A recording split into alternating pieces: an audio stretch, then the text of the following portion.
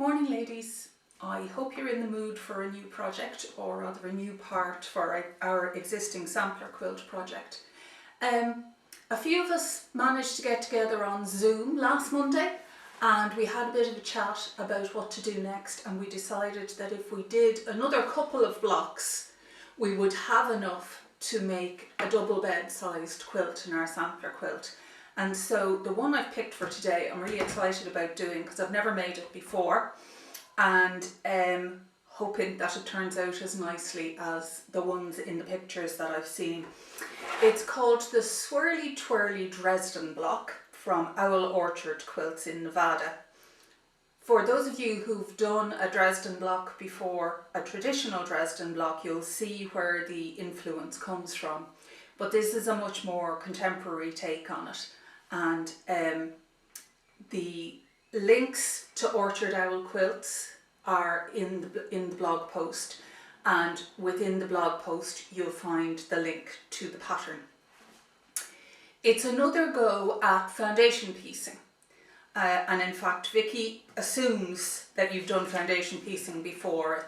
She doesn't explain in too much detail, but that's grand because we already did our little hearts block, if you remember, which was our first go for some of us at foundation piecing. And this is the pattern.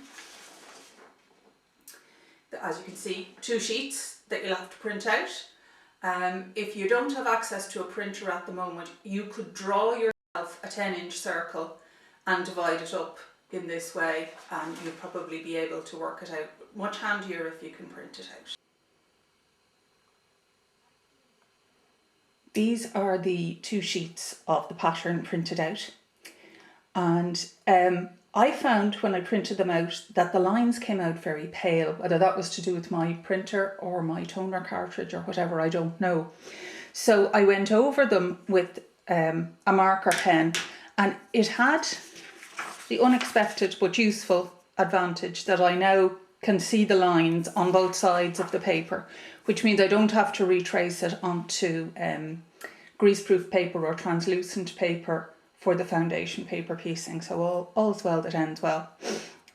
Vicky, the designer, did also mention that her 2 seam allowances at either end for joining the 2 pieces together to make the completed circle should be 1/4 inch exactly, but they were actually slightly over. So she suggests that you trim them down, and I've just marked that in place.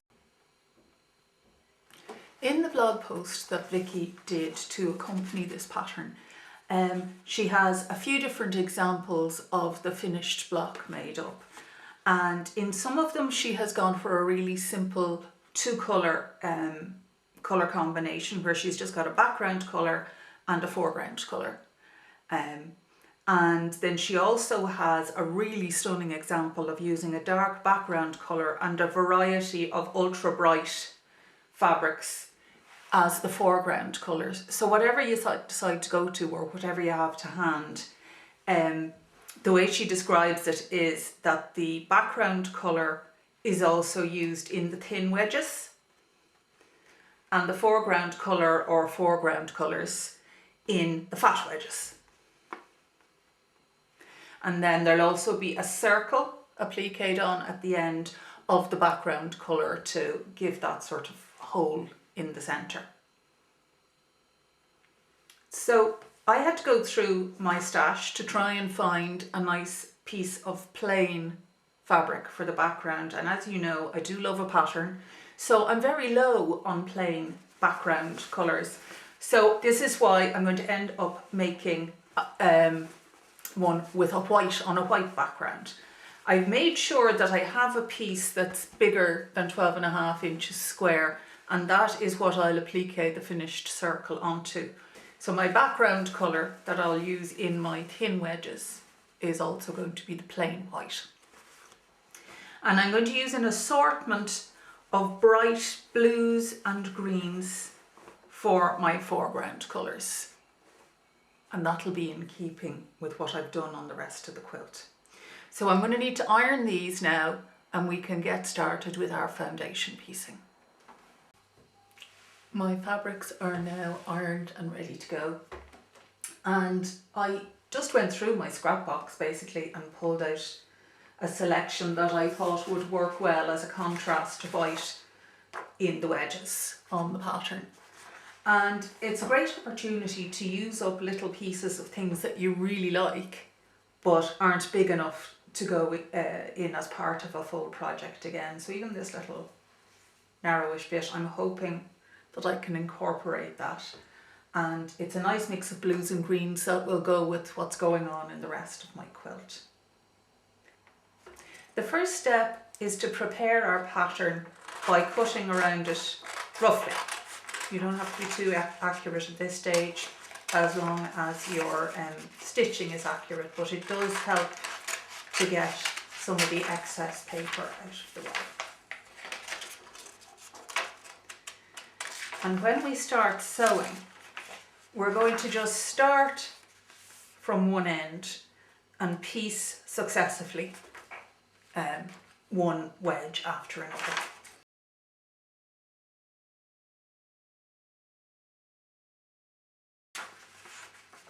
You can see actually where they're going to join at the end to form the completed circle. And I'm going to start from the long side and work up towards the shorter ones. And my first piece here is going to be a piece of feature fabric because it's one of the wide wedges.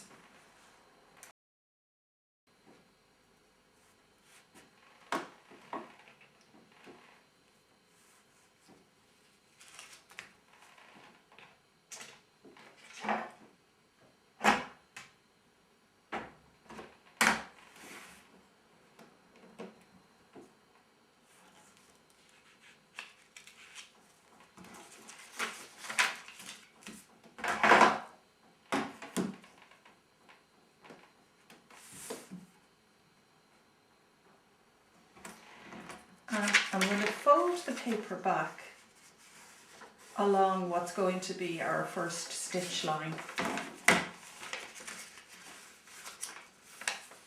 so that I can trim my fabric to a 1/4 inch seam allowance.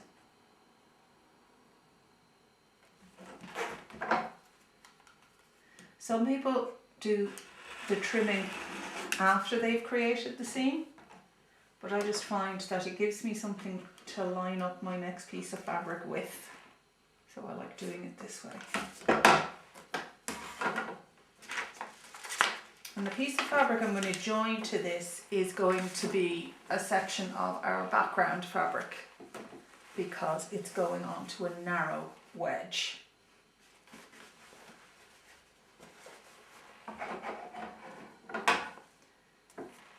going to try and give myself a straight edge to work with.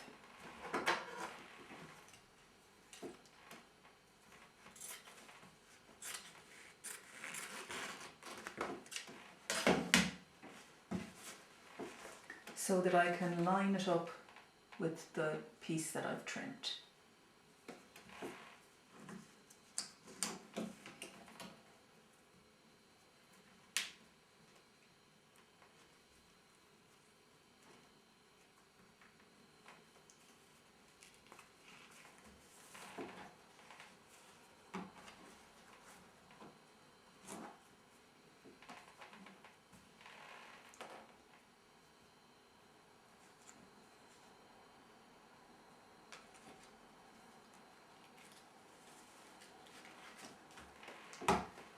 Now I've also shortened my seam length on my sewing machine.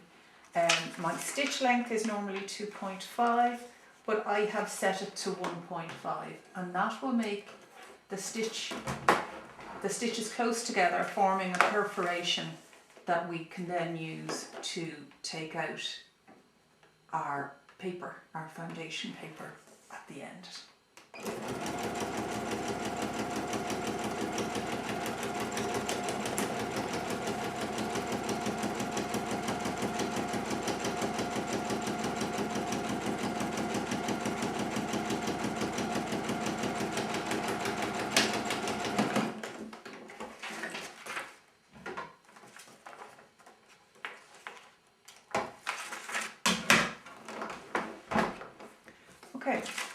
So when I take out my pins,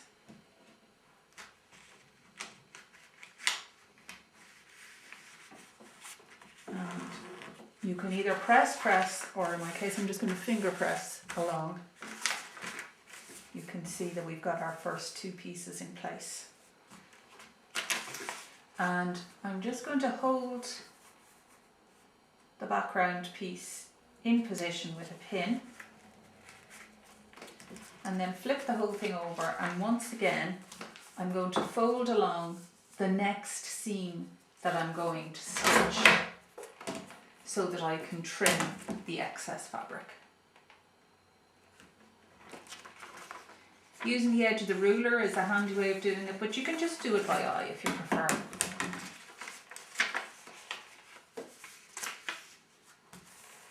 And now I'm going to trim my background fabric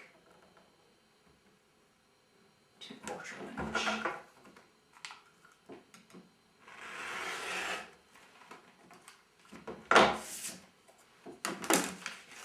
As I said, you don't really need to have to worry about the length out here, but if it's distracting,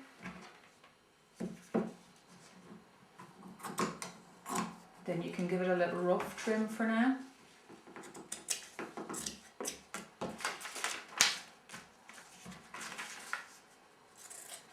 And we'll do our fine trimming when we have the whole piece finished. Okay, that's enough to let us see where we're going. So I'm going to alternate blues and greens in my fabric here. So I think I'll pick one of my nice purpley blues if I have a piece here. This one's quite nice. Or maybe, I could really like this bit. Is it big enough? Is it big enough? Just big enough. Okay, so we're going to line this up with the edge that we've just created.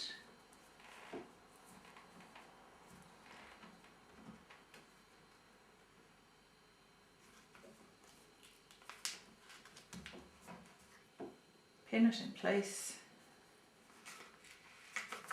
flip it over, and this time we're going to be stitching along this line here.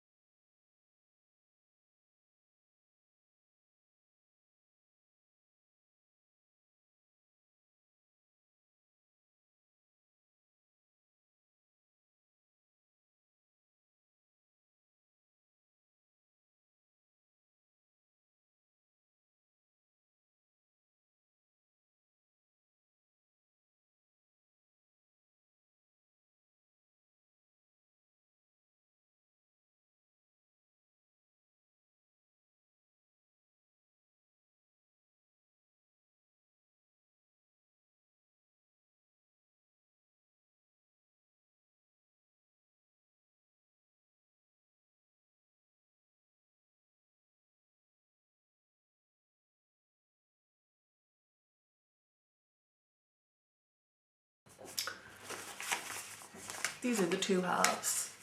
Still not looking very circular or semicircular, but this is the point at which we're going to trim along the outside edges. And do make sure that you follow Vicky's mention of the fact that in the pattern the 1/4 inch seam allowance for joining the two bits together is a little bit big, so make sure that you are cutting, that you've marked on and that you are cutting the 1/4 inch. So this is just going to be a tedious but necessary job, and you're cutting on the line.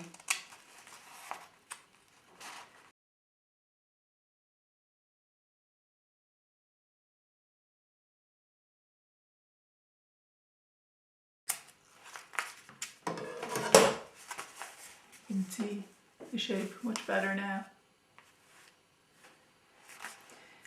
And once we've done that, we can start tearing out our paper.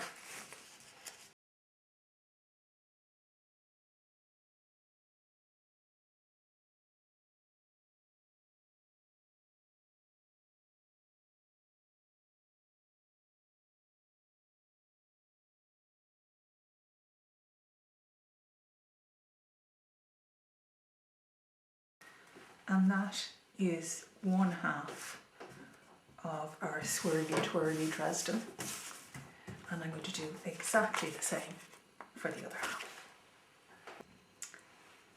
And there we have our two pieces. I just have them pinned together at the moment, and you can see how we get our swirly twirly Dresden pattern. So if I fold over for a second, you'll see I've actually just put some pins on the 1/4 inch line to see if my alignment is correct. I had to have a couple of goes at it, but I'm fairly happy with that. Really what's most important is that the outside is lining up, because we can compensate with our inner circle, but we really can't do anything about the outer edge. So I'm happy enough with that, so I can machine those down now. And if I go in the direction of the pins, take my time and take the pins out as I go along, it should be good. Back from the sewing machine, we just need a good press, another good press. Get it all nice and flat.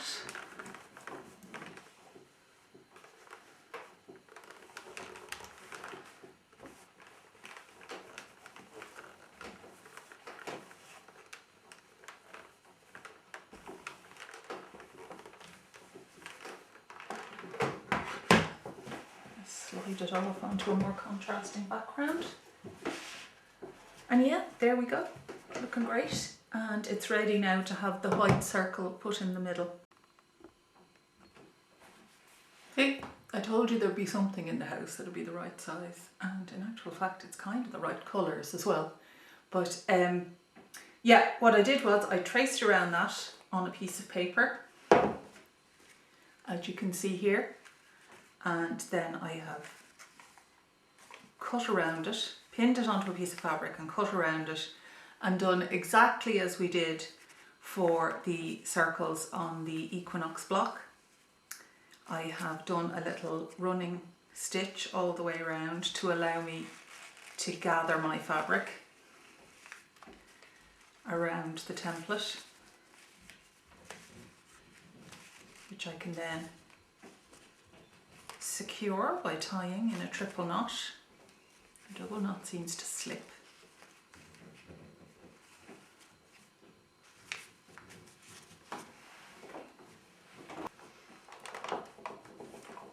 Iron this carefully around the edges to get a good sharp crease.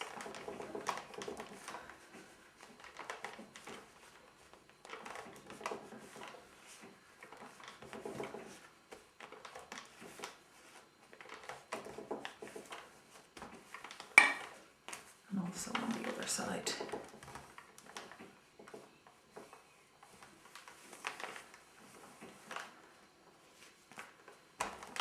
Once you're satisfied that you have it completely flat,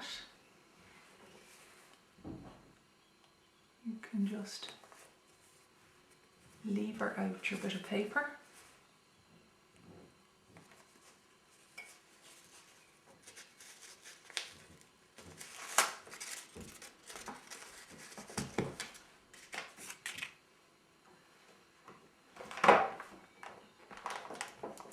Give it a final press and you have a nice neat circle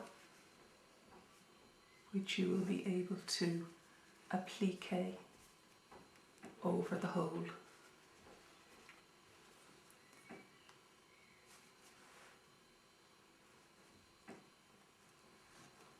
I'm going to pin it in place, then I'll tack it in place, and then I will whip stitch it or applique stitch. Just about finished my tacking.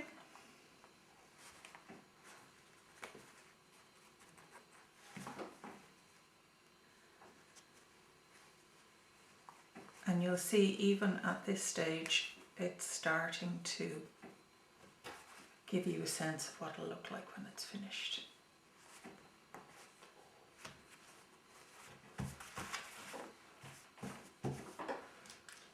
So now it's a matter of doing some very neat hand stitching all the way around the edge, and I'll be back to you for applying it to the background square. My centre circle is now appliqued on, so I'm going to give this another press, but I've taken out the gathering thread, or I've loosened the gathering thread at the back, because I'm going to press it out this way so that we don't have the shadow of the seam allowance showing through the white. Obviously, if you were putting brighter colours onto a darker background, you wouldn't have to worry about this step. So with a hot iron, and this is just going to be a bit fiddly, I'm turning back that seam.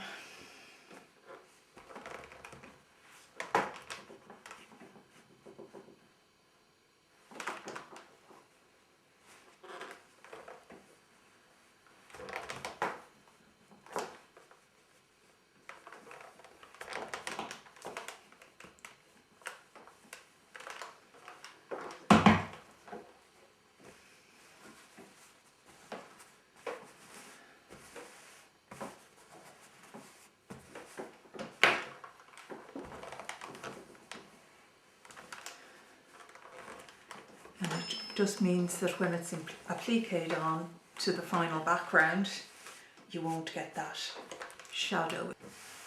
Now, to get our whirly twirly circle onto our background, there are lots of ways you could go about it, but what I'm going to suggest we do is that we actually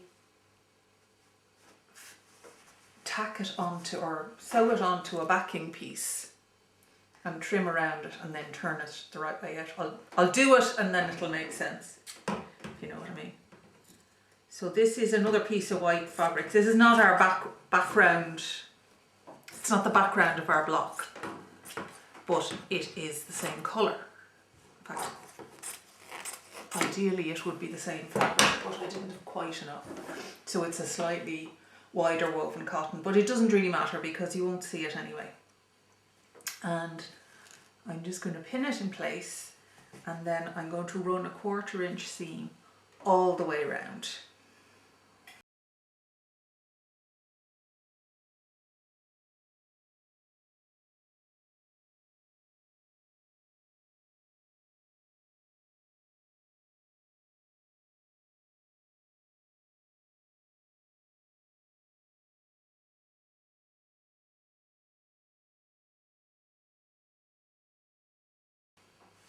And when you've sewn all the way around,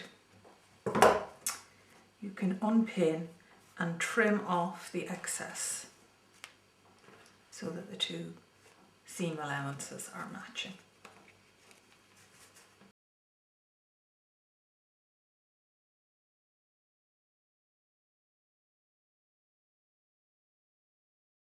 And now we're going to use a trick that we've used before. I'm going to pull the two sides apart a little bit.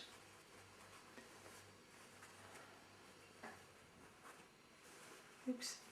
Make sure your two sides are apart. Terrifying bit. But by cutting a little hole in the back,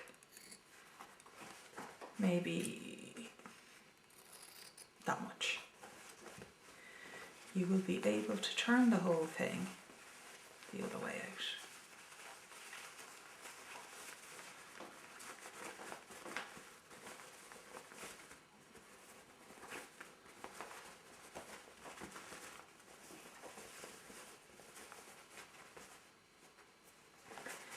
And as usual, we're going to use something pointy to make sure that our edges are all out properly.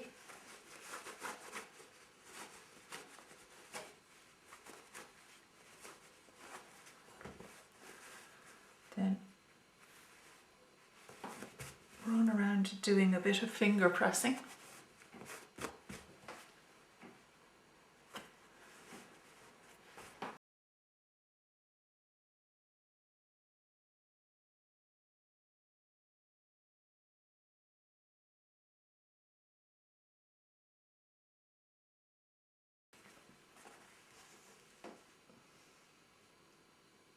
I think I'm going to go for a fairly central position. Again, pin, then tack, then stitch. We're tacked on now and ready to go. I have my white thread ready, and as I'm going round, I'm going to try and make sure that I'm picking up the fabric of the Dresden side as opposed to the fabric on the backing side, and that will give us a neater finish. There was a lot of hand sewing around that edge, I won't lie to you. It took 2 episodes of DCI banks into the small hours of the morning, but I'm really pleased with how it has turned out.